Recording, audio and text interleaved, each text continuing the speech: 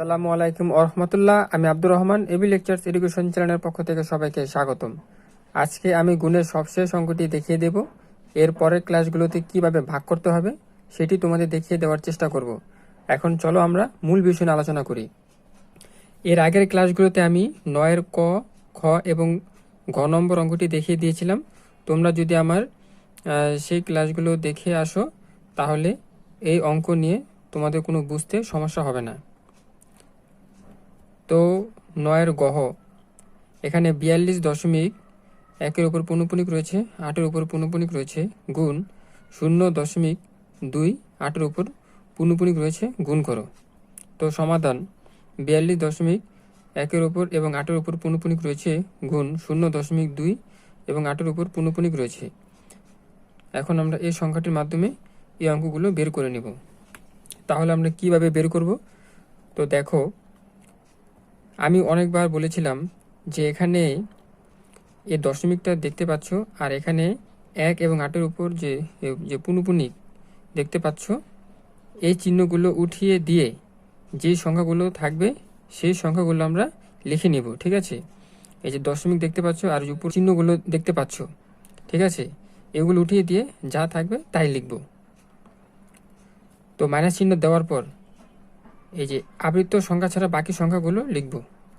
তো 1, 8 এই দুইটা সংখ্যা বাদ দিয়ে এখানে 4 আছে, 2 আছে, এই 4, 2 লিখে নিব। ঠিক আছে, তারপর ভাগের সময় আমরা কি করব? যতটা আবৃত্ত সংখ্যা থাকবে ততটাই আমরা 9 ধরব। ঠিক আছে, যদি এখানে দশমিকের পরে যদি কোনো অনাবৃত্ত সংখ্যা থাকতো সেই অনাবৃত্তর পরিবর্তে আমরা 0 নিতে পারতাম। ঠিক আছে, যেহেতু এখানে দশমিকের পরে কোনো অনাবৃত্ত সংখ্যা নেই, সো আমরা কোনো কিছুই লিখলাম না। ঠিক আছে, তো গুণ চিহ্ন দেওয়ার পর প্রথমে আমরা যে কাজটি করেছিলাম ঠিক একইভাবে আমরা পরের কাজটি করে নেব। দশমিক এবং পৌনঃপুনিক চিহ্ন উঠিয়ে দিয়ে যা থাকবে তাই লিখব। এখানে 0 কিন্তু না লিখলেও হবে, সো তোমাদের বোঝার জন্য এর সামনে 0 দিয়েছি। তো মাইনাস চিহ্ন দেওয়ার পর আবৃত্ত সংখ্যা ছাড়া বাকি সংখ্যা বিয়োগ করব। তো এখানে 2 আছে, তো 2 নিলাম। ভাগ চিহ্ন দেওয়ার পর যতটা আবৃত্ত সংখ্যা থাকবে ততটাই 9 লিখব, এবং এখানে দশমিকের পরে যেহেতু একটা অনাবৃত্ত সংখ্যা আছে, সো একটার পরিবর্তে আমরা 0 ধরে নিলাম।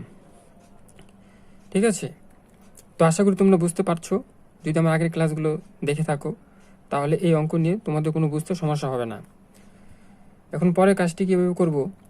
এখানে যে 4218 মাইনাস 42 বাদ দিলে আমরা এই 4176 পাবো। ঠিক আছে, নিচে 99 থাকবে, গুণ যে 28 থেকে 2 বাদ দিলে আমরা 26 পাবো, ভাগ 90 হয়।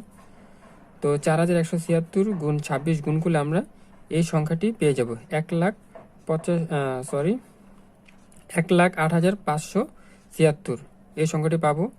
এবং নিচে 99 গুণ 90 গুণ করলে আমরা 8,910 পাবো। ঠিক আছে, তো উপরটা আর নিচে যদি আমরা ভাগ দিই তাহলে আমরা এই সংখ্যাটা পেয়ে যাব।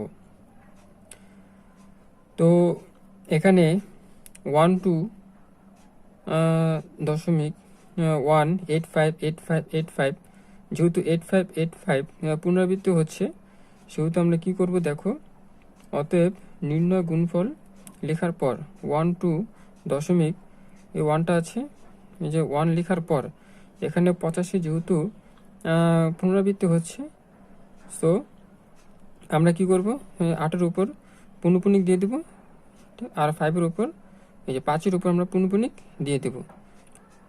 তো আমি পাশে যে 4টি পয়েন্ট লিখে দিয়েছি এটা তোমাদের বোঝার জন্য। তোমরা যদি অঙ্ক করার সময় যদি বুঝতে সমস্যা হয় তাহলে এই 4টা পয়েন্ট তোমরা দেখে নিবে, তাহলে কোনো সমস্যা হবে না। সো আশা করি তোমরা বুঝতে পেরেছো। ভিডিওটি যাতে ভালো লেগেছে তাহলে অবশ্যই আমার চ্যানেলটিকে সাবস্ক্রাইব করে পাশে থাকবে, বন্ধুদের সাথে শেয়ার করবে। আজ এ পর্যন্তই, আল্লাহ হাফেজ।